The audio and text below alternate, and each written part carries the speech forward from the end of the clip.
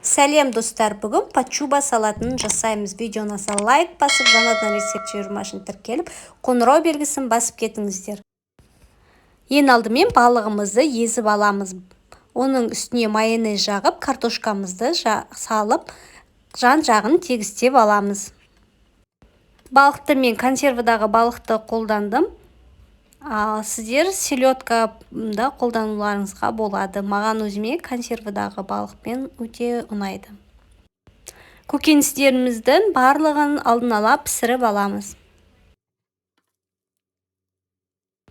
Картошкамыздың үстіне майонез жағып, бетіне сәбізімізді салып, тегістеп,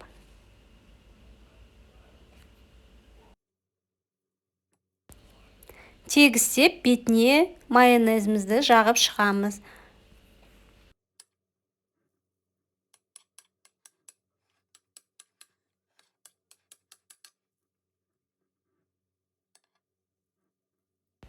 Сәбізіміздің үстімізге қызылшамызды саламыз, қызылшамызды тегістеп шығамыз.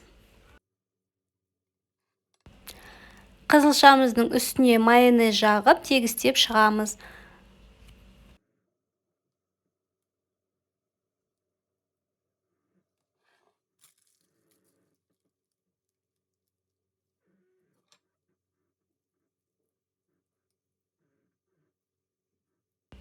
Салатты өз қалауларыңыз бойынша әсемдеуге болады. Мен үстіне бір жұмыртқаны теркадан өткізіп себіп шықтым. Салатымыз өте дәмді болып шығады. Жасап көріңіздер. Видеоның соңына дейін көргендеріңізге рахмет. Видеоны лайк басып, жаңадан рецепт жібермашын тіркеліп, қоңырау белгісін басып кетіңіздер. Әлі де көптеген рецепттер болады. Рахмет сіздерге.